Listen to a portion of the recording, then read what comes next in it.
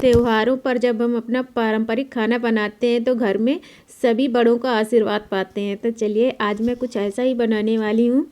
तो good morning दोस्तों, कैसे हो आप सब लोग। आशा करती हूँ आप सब लोग अच्छे होंगे, स्वस्थ होंगे, मस्त होंगे। तो सबसे पहले नाश्ते की तैयारी हो रही है। तो यहाँ पर मैंने 2 मीडियम साइज़ के आलू लिए हैं। तो सुबह का टाइम है, सबसे पहले नाश्ता ही बनेगा, उसके बाद अपनी लंच थाली बनाऊँगी। तो यहाँ पर मैं 1 कप बेसन लिया है, उसमें उससे आधा मैंने यहाँ पर चावल का आटा डाल दिया है, 1 हरी मिर्ची काट कर डाल दिया है, थोड़ा सा जीरा डाला है, स्वाद के अनुसार नमक डाला है, आधी छोटी चम्मच से भी कम हल्दी पाउडर डाला है। सारी चीज़ें मिक्स करेंगे और थोड़ा थोड़ा पानी डाल करके एक पेस्ट की तरह बनाकर तैयार करेंगे। तो इसके बाद इसमें हम हरा धनिया डाल देंगे। तो इसमें ज़्यादा मसाले नहीं डालते हैं। अब हम इसमें जो हमने तेल गरम करने के लिए रख दिया है, इधर मैंने वही 1 चम्मच निकाल कर तेल डाल दिया है, जिससे कि हमारे जो मैं आलू की पकौड़ियाँ बना रही हूँ ये बहुत ही क्रिस्पी बनती हैं। तो बस आलू की स्लाइस लेना है और बेसन के घोल में लपेटते हुए इस तरह से डालते जाना है।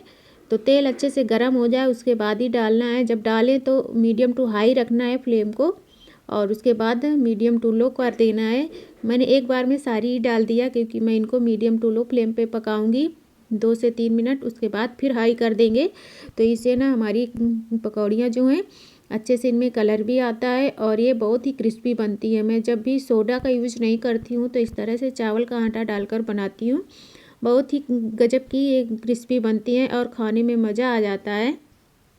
तो इस तरह से आप भी ट्राई कर सकते हैं।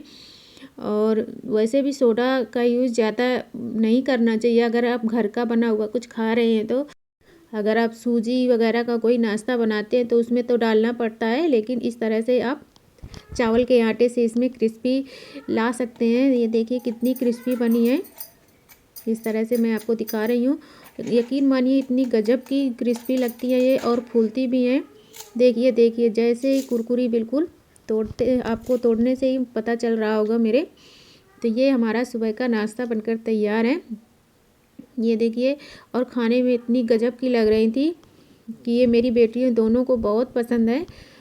तो अब मैं इनको देकर आती हूँ उनको। तो चलिए नाश्ता करने के बाद इधर मैं बना रही हूँ, सबसे पहले लंच थाली की तैयारी कर रही हूँ। तो इधर मैं सेवइयाँ बना रही हूँ, काफ़ी दिनों से नहीं बनाया था और मेरी बेटियों को बहुत पसंद है ये सब सारी चीज़ें। तो इस तरह से मैंने एक कटोरी भर के निकाल लिया है। अब इधर एक कढ़ाई रखी है, कढ़ाई में डालेंगे घी थोड़ा सा, 1 चम्मच जितना, और इनको रोस्ट करेंगे। तो बस इनको रोस्ट करने में ज़्यादा समय नहीं लगता है, 2 से 3 मिनट ही लगते हैं। मीडियम फ्लेम को रखना है, अगर आप ज़्यादा हाई कर देंगे तो कहीं से जल जाएंगी और कहीं से कच्ची रह जाएंगी। तो बस मीडियम ही रखना है। और ये देखिए 3 से 4 मिनट ही लगेंगे इनको मीडियम टू लो फ्लेम पे, और अच्छे से सिक जाती हैं। अब इसमें दूध डाल देना है। तो अगर आप नाप कर दूध डालना चाहें तो जितनी आपने सेवइयाँ ली है उनसे 5 से 6 गुना दूध डाल दीजिए, आपकी सेवइयाँ बिल्कुल परफेक्ट बनेगी। यहाँ तो मैंने 1.5 गिलास जितना डाला है, लेकिन दूध वो उतना ही है, 5 से 6 गुना जितना। और स्वाद के अनुसार चीनी डाल देनी है। अब इनको मैं मीडियम फ्लेम पे लगाकर छोड़ दिया है। इधर मैं आज बहुत ही नई रेसिपी बनाने वाली हूँ, जो कि बनाती अक्सर हूँ मैं, मतलब हर साल बनाती थी लेकिन दूसरे तरीके से बनाती थी, आज नए तरीके से बना रही हूँ। तो यहाँ पर मैंने 1 कप गेहूं का आटा लिया है और आधा कप मैंने बेसन लिया है, इसमें 1 चम्मच जितना मैंने देसी घी डाला है। अब इससे हम इसका मुँह लगा लेंगे ताकि जो हम बना रहे हैं ना तो ये और भी अच्छे से खस्ता बने। और अगर आप इसमें मैदा डालना चाहो तो डाल सकते हो। तो मैंने यहाँ पर मैदे का यूज नहीं किया है, केवल गेहूं के आटे और बेसन का किया है। तो ये रेसिपी जो है कि बहुत पुरानी है, लेकिन पहले दूसरे तरीके से बनती थी। आज हमारे यहाँ बनती अक्सर थी ये, मतलब दादी नानी के ज़माने से बनती चली आ रही, आज भी मेरी मम्मी बनाया करती हैं अभी भी। तो अब मैं उसको थोड़ा सा अलग तरीके से बना रही हूँ, बस थोड़ा थोड़ा पानी डालकर इसका सॉफ्ट डो लगा लेना है। तो इस तरह से, और उसके बाद हाथों में थोड़ा सा घी लगा लीजिए और उसके ऊपर से, आटे के ऊपर से इस तरह से मसल दीजिए ताकि आटा हमारा सॉफ्ट बना रहे, सूखे ना। तो इस तरह से आटा तैयार कर लेना है। अब इधर मैं उसी बाउल पर अपने पूड़ी बनाने वाला आटा गूँथ कर तैयार कर लूँगी, ताकि बाद में बस जल्दी से निकालने का रह जाए, बाकी की तैयारियां हो जाएंगी। तो यहाँ पर मैंने पकौड़ियाँ बनाई थी, थोड़ा सा बेसन का घोल बच गया था, उसको भी डाल दिया है। अगर आप एक साथ दो काम कर रहे हैं तो दूसरे काम को भी याद रखिए। मैंने साथ में सेवइयाँ भी रख दी थी, तो उनको भी चलाते रहना है कि नीचे चिपके ना। और आटा भी अपना तैयार कर लूँगी। तो इस तरह से ये पूड़ी बनाने वाला आटा भी तैयार हो जाएगा। तो ये देखिए मैंने इसको भी डाल दिया था, तो अच्छे से दोनों आटे हमारे तैयार हैं। अब इधर ये सेवइयाँ भी पक चुकी हैं, तो अब हम इनको उतार लेंगे। और ये हमारी बिना ड्राई फ्रूट्स वाली सेवइयाँ बनकर तैयार हैं, क्योंकि मेरी बेटियों को यही पसंद है। उनको इस तरह से अगर मैं कोई खीर या इस तरह से कोई चीज़ बना देती हूँ और ड्राई फ्रूट्स डाल देती हूँ तो फिर नहीं खाती हैं। तो इधर मैंने नाश्ता करने के बाद सब्ज़ी भी काट कर रख ली थी, तो पहले मैं सब्ज़ी बनाकर तैयार कर देती हूँ। तो इसमें 2 चम्मच जितना मैंने यहाँ पर सरसों का तेल डाला है, और जीरा, हींग, और यहाँ पर 5 से 6 दाने मेरे काली मिर्ची के हैं। ये मैंने जीरे में ही मेरे मिक्स हो गए हैं, तो बस साथ में चले आते हैं। और इस तरह से मैंने लहसुन भी डाला है, और प्याज डालकर एक मीडियम साइज़ का प्याज डाल दिया है। ये सब्ज़ी मैं झटपट वाली सब्ज़ी बना रही हूँ, लेकिन खाने में बड़ी टेस्टी लगती है। जब मतलब कुछ समझ में ना आए तो आप इसको बनाइए, पूड़ी, पराठा, रोटी, चावल किसी के साथ भी खाइए, अच्छी लगती है। तो यहाँ पर एक मिर्ची काट कर डाल दिया है, और इनको थोड़ा सा पका लेंगे। उसके बाद 2 मीडियम साइज़ के यहाँ पर टमाटर काटे हैं, और कुछ बेसिक से मसाले लेने हैं, जिसमें हल्दी पाउडर, धनिया पाउडर और लाल मिर्ची पाउडर डाल करके अच्छे से सारी चीज़ों को पका लेना है। तो ये देखिए हमारे टमाटर अच्छे से गल चुके हैं। अब इधर मैंने यहाँ पर आधा कप जितने मटर के दाने छीले थे, इनको डाल देना है। तो आज मैं बना रही हूँ आलू मटर टमाटर की रस्से वाली सब्ज़ी, जो कि खाने में बहुत ही टेस्टी लगती है। आप कभी भी बनाओ, रोटी के साथ खाओ, पूड़ी के साथ खाओ, या फिर चावल के साथ खाओ। तो इस तरह से इसको तैयार करना है। आलू डाल करके मैंने इस तरह से 1 मिनट के लिए इसको भी भून लिया है, और उसके बाद यहाँ पर हम पानी डालेंगे। तो इस तरह से ये देखिए पानी डाल देना है। थोड़ा सा हरा धनिया डाल रही हूँ, बाकी का हम बाद में डालेंगे। और बस पानी ज़्यादा नहीं डालना है, क्योंकि नए आलू में पानी ज़्यादा नहीं जाता है। और साथ में हमने नमक डाल दिया है, और उसके बाद ढक्कन लगाकर 2 सीटी आने तक इनको पका लेना है। और जब सीटी निकल जाए उसके बाद हम खोल कर देखेंगे। तो ये देखिए सब्ज़ी हमारी बिल्कुल तैयार है। इस तरह से अभी हम इसमें थोड़ा सा गरम मसाला डालेंगे, और उसके बाद ढेर सारा हरा धनिया डालकर 1 मिनट के लिए इसको खुला ही ढक कर के पका दीजिए। इस तरह से मतलब सीटी मत लगाइए, और ये हमारी सब्ज़ी बनकर तैयार है। तो इधर हमारी सब्ज़ी तैयार है, और ये हमारी सेवइयाँ भी तैयार हैं, आटा भी तैयार कर दिया है। अब इधर बाकी की तैयारियाँ करेंगे। तो यहाँ पर मैं ले रही हूँ सफ़ेद तिल। तो आज मैं जो रेसिपी बना रही हूँ तिल गुड़ की, ये रेसिपी मतलब मकर संक्रांति में हर साल बनाती हूँ, लोहड़ी में। तो आज इस तरह से बना रही हूँ, कुछ नए अंदाज में बना रही हूँ कि मतलब टाइम भी कम लगेगा और खाने में बिल्कुल बहुत ही टेस्टी लगती है। आपको मैं क्या बताऊँ। तो इसको मैंने कढ़ाई में डाल दिया है, और 2 से 3 मिनट के लिए हम इनको भून लेंगे, बिल्कुल चटकने लगे हल्के से, ज़्यादा नहीं इनको भूनना है। तो ये देखिए हल्के से चटकने लगे हैं, बस इनको तुरंत हम पलट लेंगे, नहीं तो ये बिल्कुल जल जाएंगे, तो फिर ये कड़वापन आ जाएगा इनमें। तो अब इधर हम इनको साइड रखेंगे, और उसी कढ़ाई में मैंने 1 चम्मच जितना घी डाला है। घी जैसे ही गर्म होगा इसमें कुछ ड्राई फ्रूट्स डाले हैं। ये ऑप्शनल है, आप चाहो तो डालो या फिर इनको मत डालो, और जितने चाहो उतने डाल सकते हो, सर्दियों का सीज़न है। तो यहाँ पर थोड़े डालकर मैंने इनको इस तरह से रोस्ट कर लिए हैं, और ताकि ये जो हमारी रेसिपी है ना, ये और भी टेस्टी लगे खाने में और हेल्दी भी लगे। तो बस इस तरह से तैयार कर लेना है। अब इधर 1 कटोरी मैंने गुड़ लिया है। जिस कटोरी से गुड़ लिया है उसी कटोरी से मैंने सफ़ेद तिल लिए थे, तो बस नाप कर ही डाला है मैंने। उसी कढ़ाई में डाल दिया है जिसमें अभी घी डालकर ड्राई फ्रूट्स डाले थे।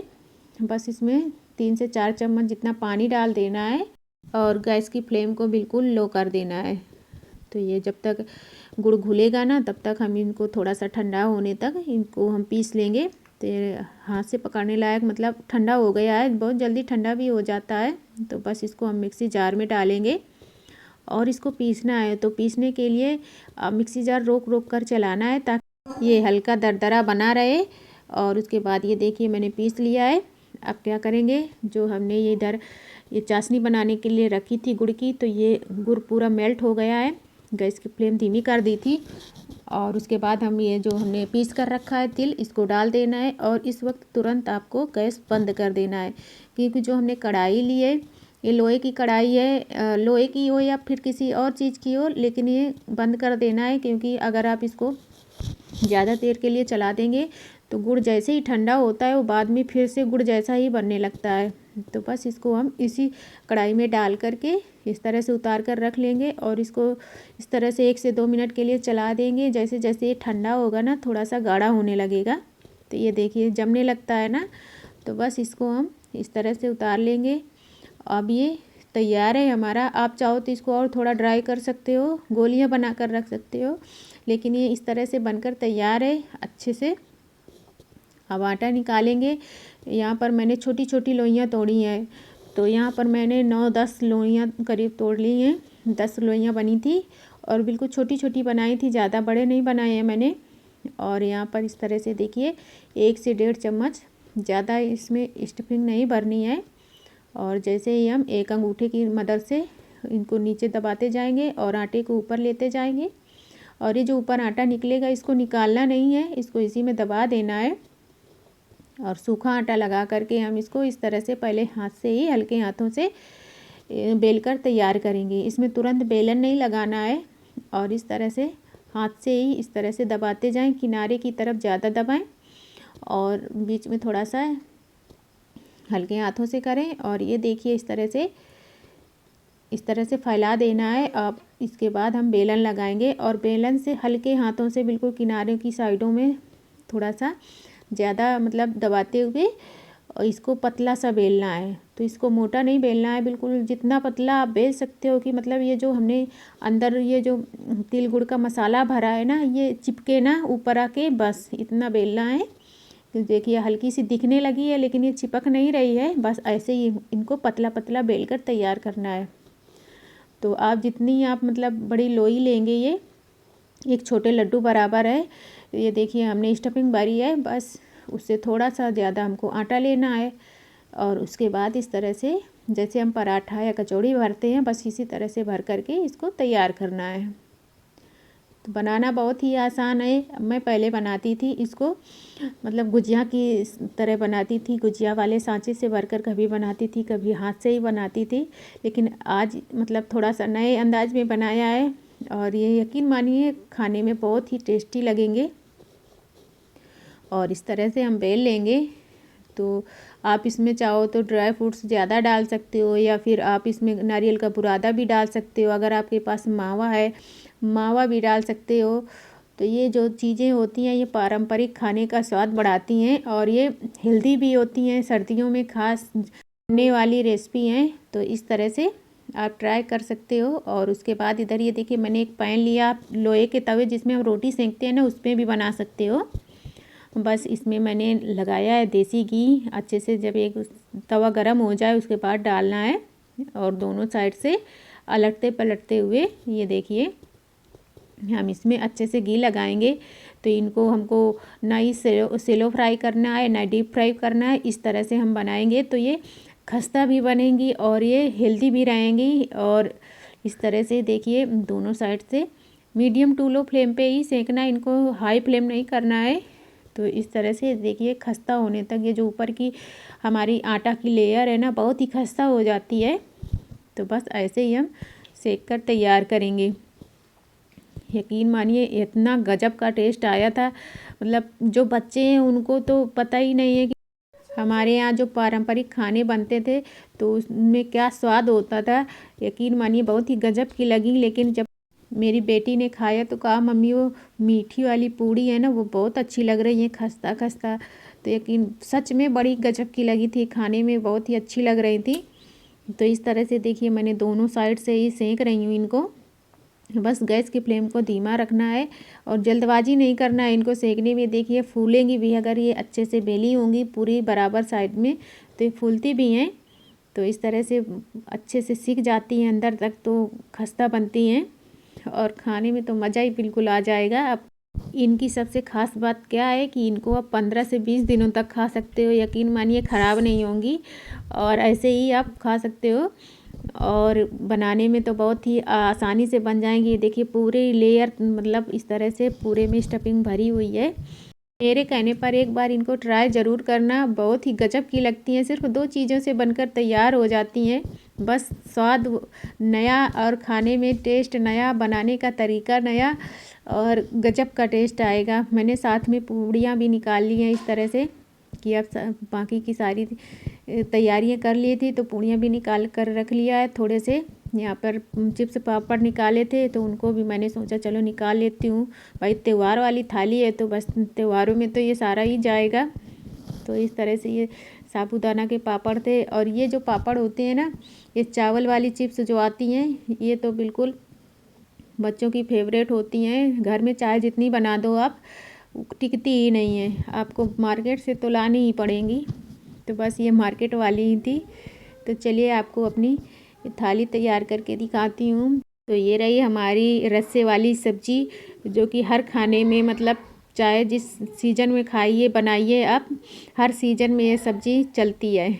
तो चलिए इधर ये देखिए तिल गुड़ की पट्टी बनाई थी और ये इधर ये मूंगफली की ये चिक्की हैं, इसको आप चिक्की या लड्डू कह सकते हैं। तो वो थी।